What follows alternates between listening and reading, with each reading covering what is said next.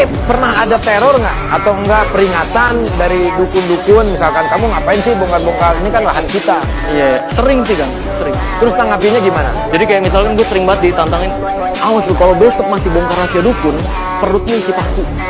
Itu tapi khawatir nggak begitu? Enggak, gue bilang, ya udah kalau emang pengen isiin paku, jangan 100 kilo biar gue bisa jual. Ditantang. Kamu jangan berubah. Terima kasih apa adanya. Gak usah pusing.